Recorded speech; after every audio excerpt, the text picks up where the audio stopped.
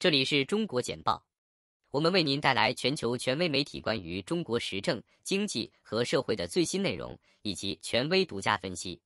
如果我们的内容对你有价值，请订阅中国简报。随着生产、零售和投资的增长，中国经济显示出复苏迹象。South China Morning Post 国家统计局公布的数据显示，1月和2月中国经济同比工业生产、零售销售和固定资产投资均有小幅改善。工业生产增长 2.4%， 高于12月的 1.3%。零售业增长 3.5%， 固定资产投资增长 5.5%。城市调查失业率从12月的 5.5% 上升至 5.6%。16至24岁的失业率与12月持平，保持在 18.1%。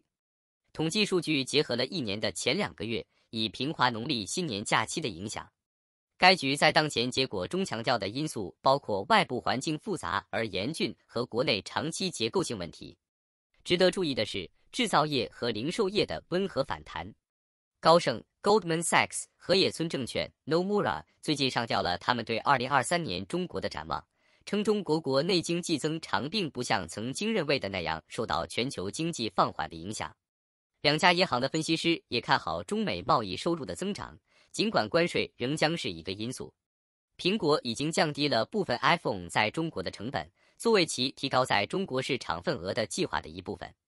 这家美国公司将一些 iPhone 型号的价格下调了 6%。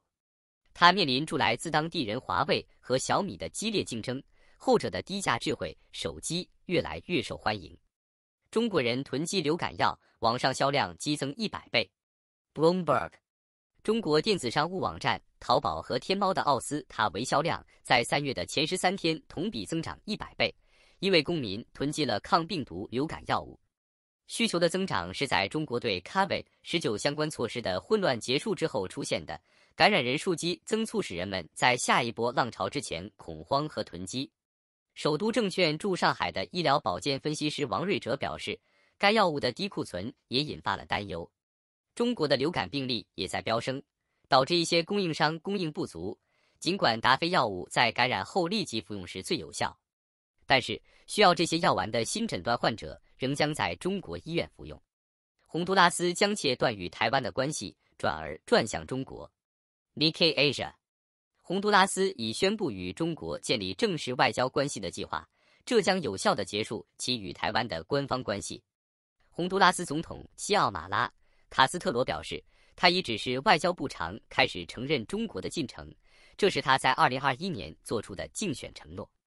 承认中国的决定可能会导致中华人民共和国正式承认洪都拉斯，并使两国能够交换大使并开始以更优惠的条件进行贸易。洪都拉斯是仅有的15个与台湾保持正式外交关系的国家之一。台湾外交部在一份声明中表示，对洪都拉斯的决定感到遗憾和深感悲痛，并补充说，政府将维护台湾的主权和尊严，并加强与其他志同道合的国家的合作。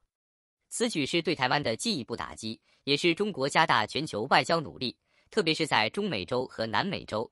台湾在2018年在萨尔瓦多和多米尼加共和国以及布吉纳法索和圣多美和普林西比于2019年失去正式承认。随着支出回升，中国经济从新冠疫情下滑中反弹。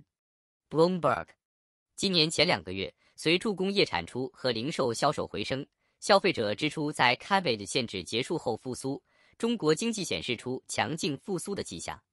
零售额达到 3.5%， 扭转了12月 1.8% 的跌幅，而同期工业产出增长 2.4%。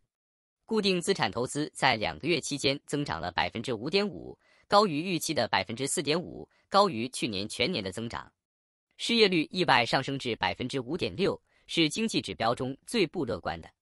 在12月放弃 COVID Zero 战略后，中国1月份的感染人数激增，比预期提前消退，鼓励了服务业的旅行和支出，并缓解了工厂的物流瓶颈。中国领导曾将经济增长作为今年的重中之重，设定了 5% 的温和 GDP 增长率。通过中国简报了解全球与中国相关的最新消息、分析和政策简报。我们的团队汇总、综合和总结来自各种来源的最重要信息，包括媒体、智库、政府机构和行业专家。我们的使命是为您提供易于访问且非常有价值的信息，这些信息是根据您的特定兴趣领域量身定制的。我们了解与中国相关最新发展的重要性，并旨在让我们的读者能够理解这些信息。访问我们的网站 http://6w.world， 加入对话并了解与中国相关的最新消息。谢谢大家收看，欢迎给我们节目点赞。